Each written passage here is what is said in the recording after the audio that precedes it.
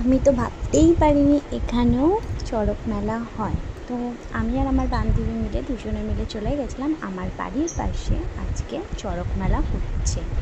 তো এখানকার অনেকটা নিয়ম আলাদা। আমাদের বাড়ির ওখানে একরকম চড়ক গাছ, এখানে দেখলাম 4টে মাথা দিয়ে তৈরি করা চড়ক গাছ, আমাদের ওখানে 2টো।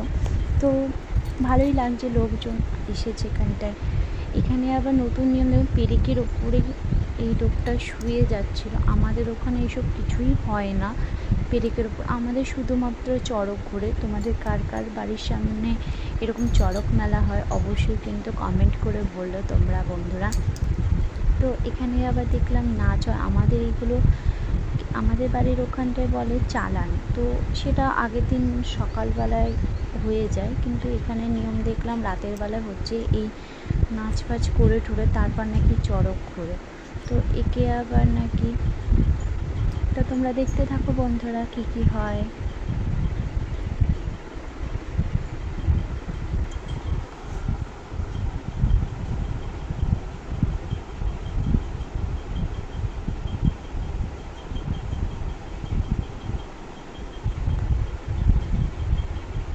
নাকি বিষ পান করিয়েছিল, তারপর বিষ নামিয়েছে এই কাকুটা।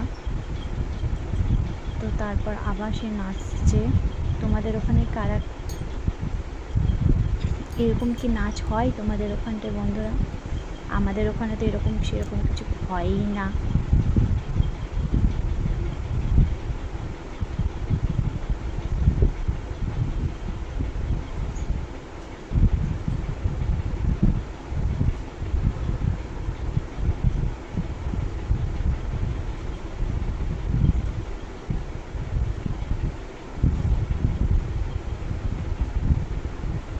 দেখতে কিন্তু বেশ ভালোই লাগছিল।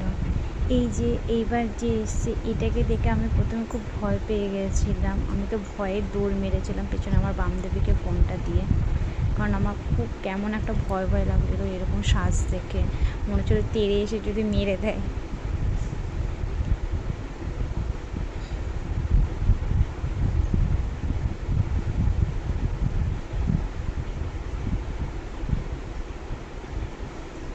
বন্ধুরা কীভাবে সেজে এসেছে এরা আবার রাক্ষস সেজে এসেছে।